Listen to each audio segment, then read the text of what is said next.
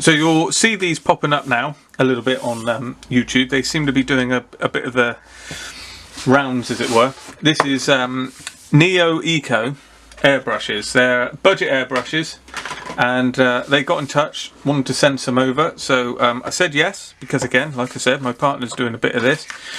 And it was an easy way for her to get a cheap airbrush. I've selected a couple of airbrushes, and here we are. So this is like the basic starter set.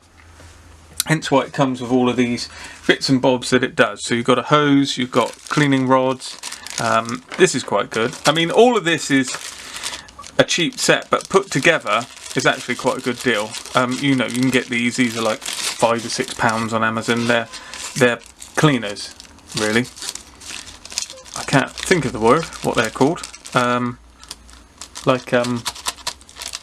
Pipe cleaners isn't quite the right word, but anyway, you can push them into places and they'll clean it out. And here you've got a pokey stick, for want of a better word, which, you know, can clean out nozzles, needles, scrape little bits off. And it's metal, and it's sort of, you know, well done. It's nice and good quality to it. You've got this is a water capture chamber to go on your compressor. So this goes in between this bit. Hang on, get it right, Jason. This might actually go on here. So if you haven't got one on your compressor, then this is one that goes in line like that. So it goes in line in your airbrush. So if you are struggling, and then you put that section on. If you do find that you are struggling with problems with water in your paint, then having this here as well as one on your compressor is actually quite good. It's probably overkill for most people, but if you are getting that issue, and if you've got it, and if it's comfortable enough, keeping water out of your paint is a good thing. So that's what that would be.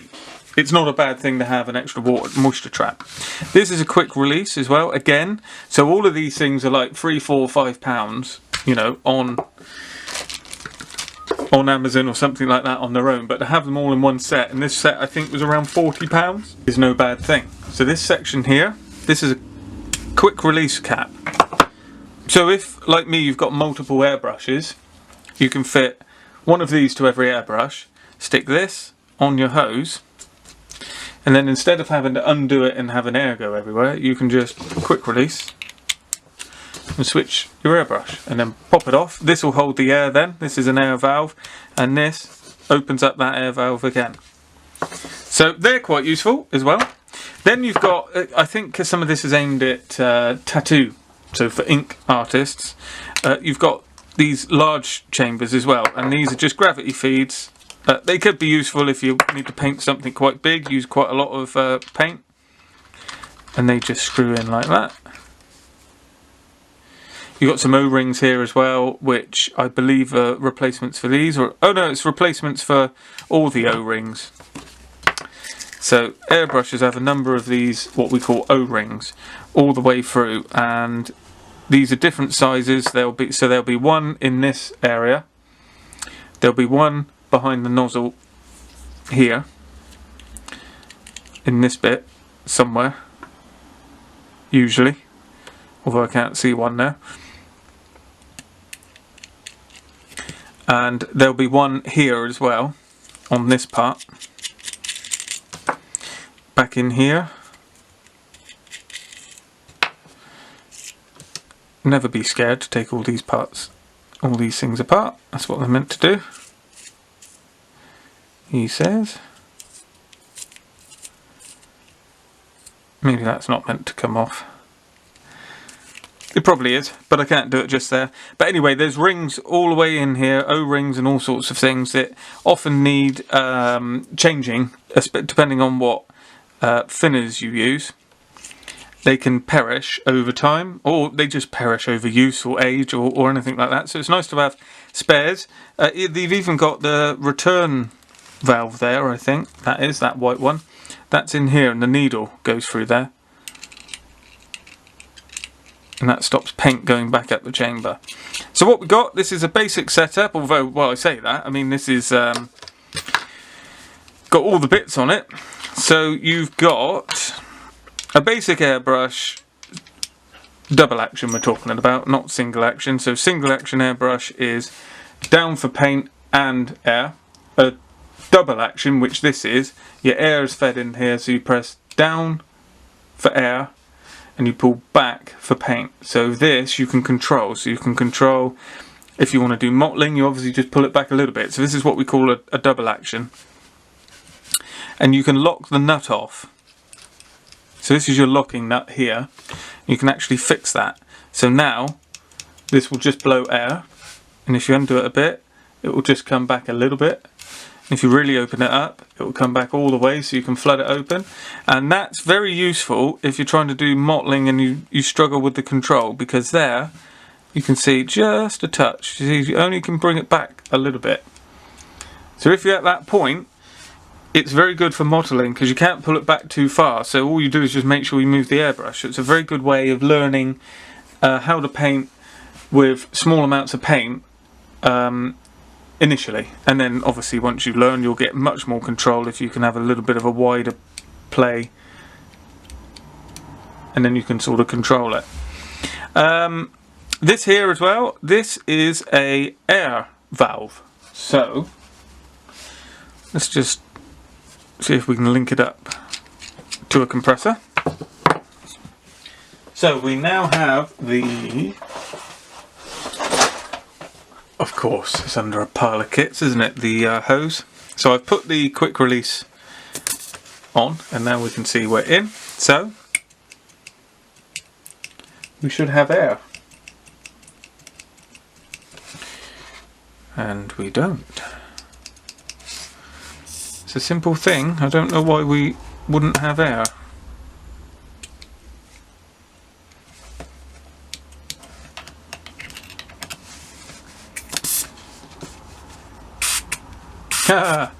It's a simple thing. Never be scared of an airbrush. Air comes in, paint comes in, meets the air, the needle stops the paint going out, this controls the needle.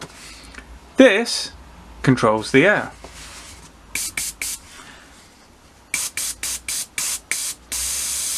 Amount.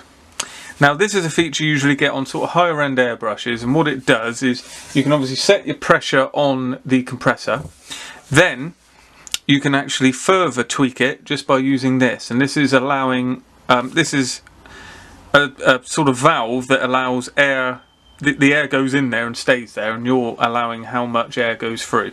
So it's almost another pressure regulator, if you like, as you can see as we close it down. Very good. There must be something wrong with my one that I've got here, which is a very dirty Procon. Hang on, is it called Procon Boy? I've got no idea what it's called. It's the Mr. Hobby airbrush, because I can't close it right down for air. It'll always give air. Whether it's meant to or not, I don't know, but it always does. Must admit, the feel, it's a much higher quality airbrush, you can feel. But that's not the point. An airbrush is an airbrush. Oh yeah, that's another thing on these. I don't tend to use these, but you notice that if you just lean it, and that's not reflective of this, they all seem to do that.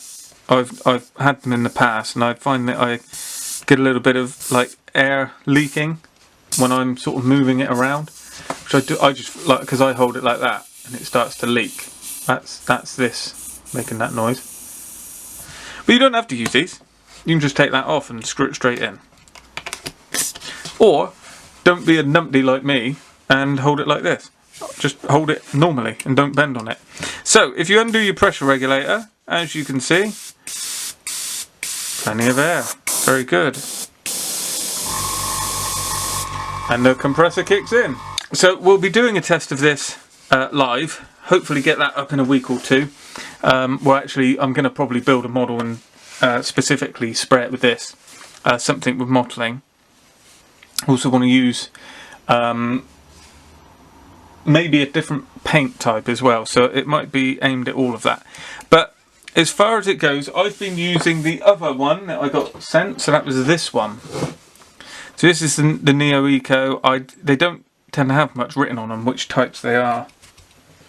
This is called the NCT SJ81, that's what this is. But this is okay. It's fine. Now the only thing I'd point out is the trigger on this. I found quite sharp. I actually found, you know, it was almost not giving you a blister, but you know, your finger was hurting on the tip, which I've never had before. And I noticed that this is the same. I feel it there now, you know, after 5 minutes of pressing like this. If you actually, again, are not a numpty and you're like me, and you're not like me, sorry, and you're normal, you know, you might do it like that. But I find most people tend to be sort of doing that. That seems to be more comfortable. You can obviously use your thumb if you're really well versed. It's quite springy. The feeling is quite, I don't know,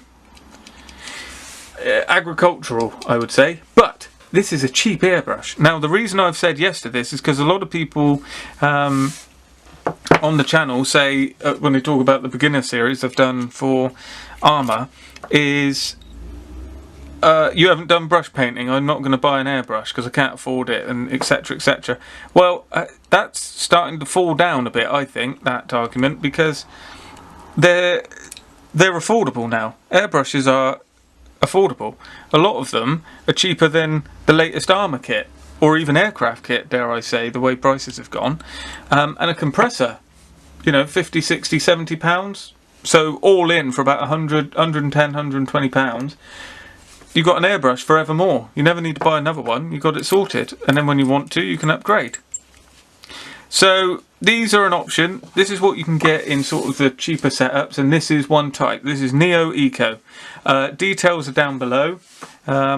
So if you think this might be of interest, it might be worth looking out. It is quite cheap. It is pretty much low investment. It might be worth getting one if you wanted to try using some cheaper airbrushes and see how you get on.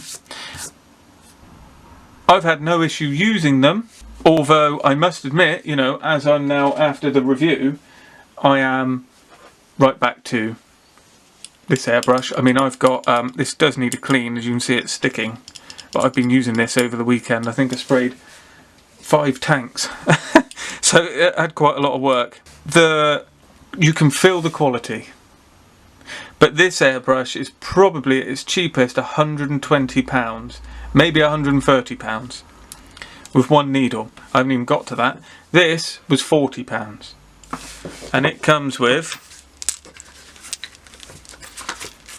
3 nozzles for 0.2, 0.5,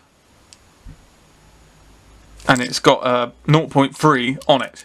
And then it's got needles to go with, so you can obviously change out the needle and the nozzle size. I can't do that on these more expensive ones. I have to buy that separately. It's probably another £40. So that's something to bear in mind. As usual, it all comes down to money. So if you want to get into airbrushing from a budget angle, this is a great place to start. As I said, have a look down in the comments below for some details. Go ahead to their website and see if you think it will work for you.